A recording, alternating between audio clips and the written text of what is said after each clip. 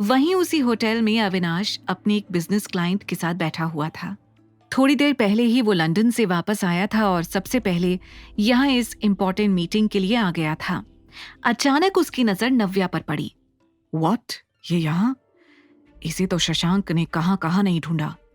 ये यहाँ क्या कर रही है? अविनाश के मुंह से निकला।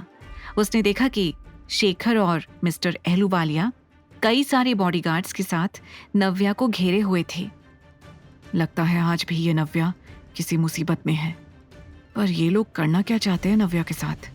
अविनाश के मन में ढेरों सवाल आ रहे थे, लेकिन अगले ही पल उसने अपना ध्यान वहां से हटाकर अपने क्लाइंट पर लगाया। थोड़ी देर बाद उसने देखा कि सामने से एक वेटर आ रहा है। वेटर की ट्रे में बहुत सारी डिशेस थीं। नव्या समझ गई थी कि यही सही मौका है। जैसे ही वेटर ने टेबल के पास आकर डिशेस सर्व करने की कोशिश की, नव्या ने ट्रे के नीचे जोर से हाथ मारा, जिससे ट्रे पलट गई। नव्या! शेखर ने चिल्लाते हुए कहा, लेकिन इससे पहले कि वो कुछ और कह पाता, नव्या उसके बॉडीगार्ड्स के बीच से भाग गई। जैसे ही गार्ड्स ने उसके पीछे भागने की कोशिश की, सूप के ऊपर पैर पड़ते ही उन लोगों का पैर फिसल गया। Mister Sinha, what's going on? ये सब करने के लिए आपने मुझे यहाँ बुलाया है? मिस्टर अहलूवालिया ने गुस्से में चिल्लाते हुए कहा।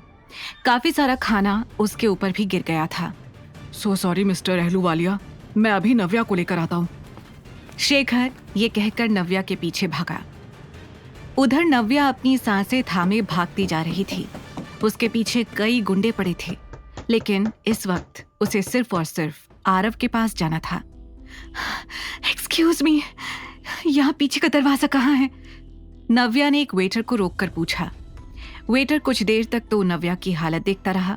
उसके पूरे सूट पर सूप गिरा हुआ था। जल्दी बताइए, बैक गेट कहाँ है? प्लीज जल्दी बताइए, नव्या ने हांफते हुए कहा। वेटर ने घबराकर जल्दी से नव्या को पीछे के दरवाजे का रास्ता बता दिया। नव्या ने पलटकर देखा और सीधा पीछे के दरवाजे की ओर भाग गई। बैक गेट से निकलते ही नव्या मेन रोड पर आ गई। पसीने से भीगी हुई नव्या हांफ रही थी। उसे बस जल्द से जल्द वहां से निकलना था। उसने जल्दी से हाथ आगे करके जाती हुई गाड़ियों को रोकना शुरू कर दिया। नव्या, रुक जाओ! पीछे से आवाज आई। नव्या ने पलटकर देखा तो उसके पापा के आदमी वहां पहुंच चुके थे। Oh no! नव्या ने घबराकर कहा और भागने लगी, लेकिन वो जानती थी कि वो अब जल्दी ही उनके हाथ आ सकती है अगर उसे किसी ने लिफ्ट नहीं दी तो। तभी अचानक एक गाड़ी नव्या के सामने आकर रुकी।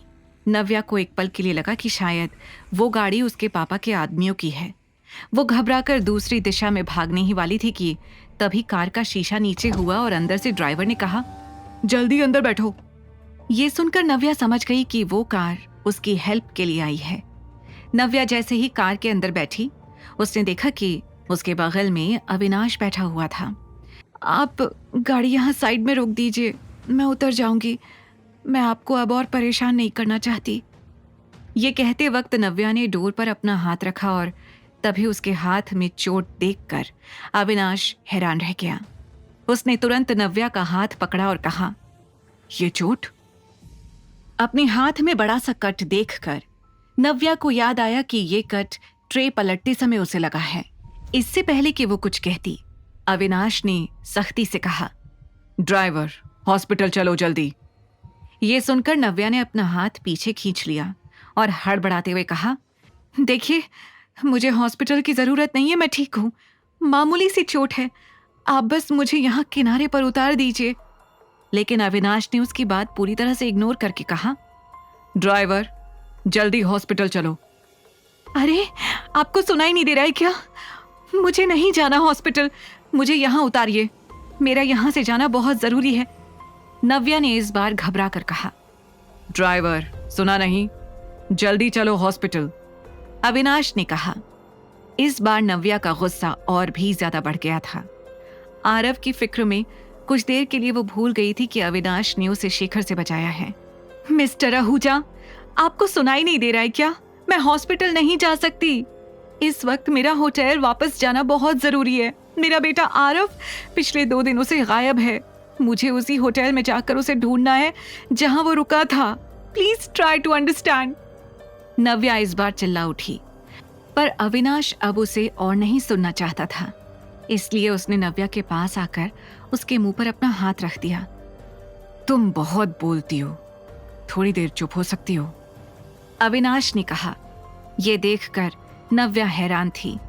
तभी गाड़ी एक हॉस्पिटल के सामने रुकी।